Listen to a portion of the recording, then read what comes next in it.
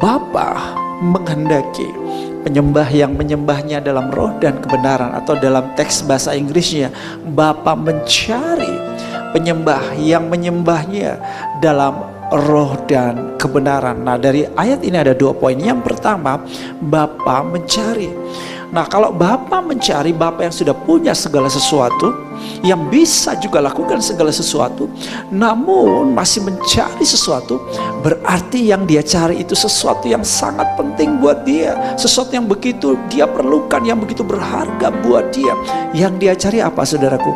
Bukan penyembahannya terlebih dahulu, tetapi yang dia cari apa, saudara? Penyembahnya, worshipernya. Doa saya, Tuhan menemukan kita hari ini sebagai penyembah itu. Haleluya.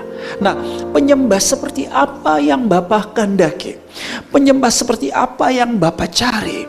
Yaitu yang menyembah Bapa dalam roh dan kebenaran. Kata roh ini, saudara, bisa sebut sebagai batin, atau menunjukkan mengenai hati kita, batin manusia.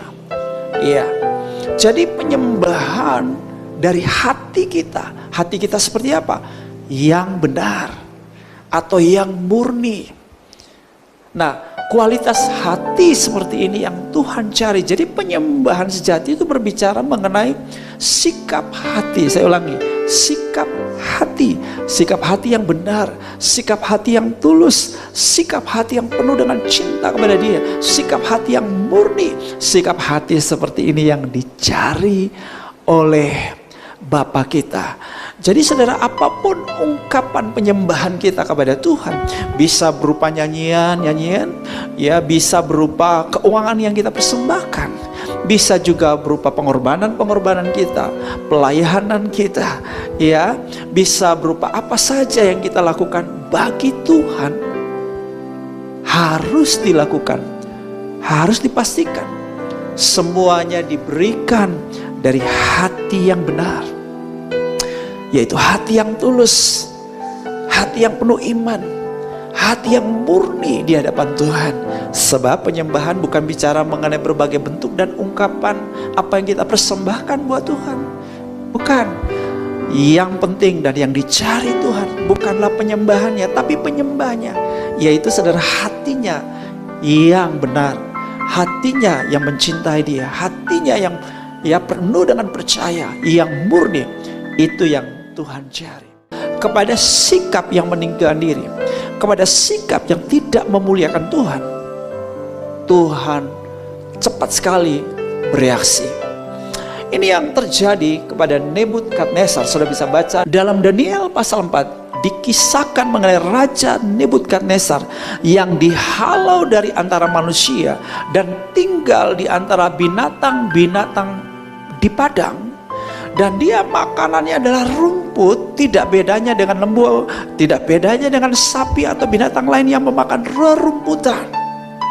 Tubuhnya basah oleh embun dari langit, sampai rambutnya menjadi panjang seperti bulu burung Raja Wali, dan kukunya seperti kuku burung. Nah, ini terjadi pada Nebukadnezar selama 7 tahun. Jadi ini akibat dari apa? Akibat dari, saudaraku, kesombongan daripada si Raja Nebukadnezar.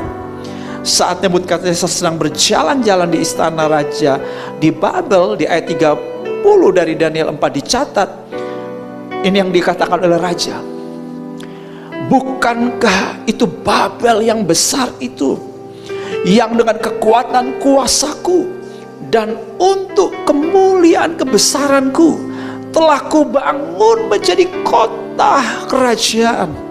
Perhatikan, ada 2 poin pernyataan daripada Nebukadnezar yang sangat mengganggu hati Tuhan. Pernyataan kesombongan, pengakuan diri, peninggian diri yang sangat menyinggung hati Tuhan, yaitu dia berkata, ini karena kekuatanku dan bagi kemuliaanku, karena kekuatanku dan bagi kemuliaanku. Namun kemudian setelah masa 7 tahun, sikap hati Nebukadnezar pun berubah. Di ayat 34 dari Daniel pasal 4 dicatat, tetapi setelah lewat waktu yang ditentukan, aku aku Nebukadnezar menengadah ke langit dan akal budiku kembali lagi kepadaku. Rupanya sempat gila ya, hilang ingatan ya kan, sudah seperti binatang begitu. Lalu aku, nah ini yang dilakukan Nebukadnezar, aku memuji yang maha tinggi dan membesarkan dan memuliakan yang hidup kekal itu, karena kekuasaannya ialah kekuasaan yang kekal dan kerajaannya turun temurun. Ayat 35, semua penduduk bumi dianggap remeh. Ia berbuat menurut kehendaknya terhadap bala tentara langit dan penduduk bumi, dan tidak ada seorang pun yang dapat menolak tangannya dengan berkata kepadanya, apa yang kau buat? Saudara, ketika saudaraku Nebukadnezar berubah sikap hatinya, dia percaya kepada Tuhan, dia meninggikan Tuhan, dia memuliakan Tuhan, maka saudaraku ini respon Tuhan. Ayat 36, ini yang terjadi bagi Nebukadnezar, saudaraku. Pada waktu akal budiku kembali kepadaku, kembalilah juga kepadaku kebesaran dan kemuliaanku untuk kemakmuran kerajaanku. Para menteriku dan para pembesarku menjemput aku lagi. Wow, aku dikembalikan pada kerajaanku. Perhatikan, dikatakan bahkan kemuliaan yang lebih besar dari dahulu diberikan kepadaku. Saudaraku yang kekasih, rupanya Tuhan itu sangat terjamah dengan seorang penyembah yang benar. Tuhan sangat berkenan kepada para true worshiper, orang-orang yang meninggikan dan yang memuliakan nama Tuhan, menjamah hati Tuhan. Dan saudaraku, tanpa diminta oleh Raja Nebukadnezar, Tuhan mengembalikan semua kemuliaan, kemakmuran, kebesaran kepadanya, bahkan kemuliaan yang lebih besar daripada yang dahulu diberikannya kepada dia. Wow, tangkap poin ini saudara, biar ini jadi rema dalam hidupmu. Ketika saudara menjadi true worshiper, maka saya beritahu saudara, Tuhan selalu menunjukkan favornya, perkenanannya, kebesarannya, keajaibannya, kemuliaannya di dalam hidupmu. Puji Tuhan. Ayat 37, jadi sekarang aku Nebukadnezar, saya suka ya kata-kata ini saudara, jadi sekarang aku, saya harap ya jadi sekarang aku ini menjadi saudara pernyataan kita juga. Jadi sekarang aku Bram, jadi sekarang aku Benny, jadi sekarang aku Mary, jadi sekarang aku Meyer. Haleluya.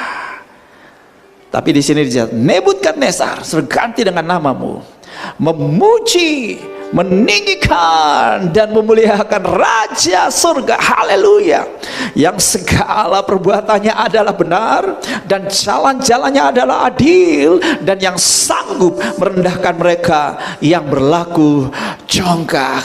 Saudaraku, Tuhan mau kita seperti Nebukadnezar yang menjadi penyembah benar. Haleluya, haleluya. Nah saudaraku, apakah saya seorang true worshiper? Apakah saya sudah menjadi seorang penyembah yang benar, penyembah yang sejati, penyembah yang dicari oleh Tuhan, penyembah yang sesuai dengan hati Tuhan, penyembah yang berkenan kepada Tuhan? Nah mari kita uji sikap hati kita, sebab penyembahan sejati bicara mengenai sikap hati kita.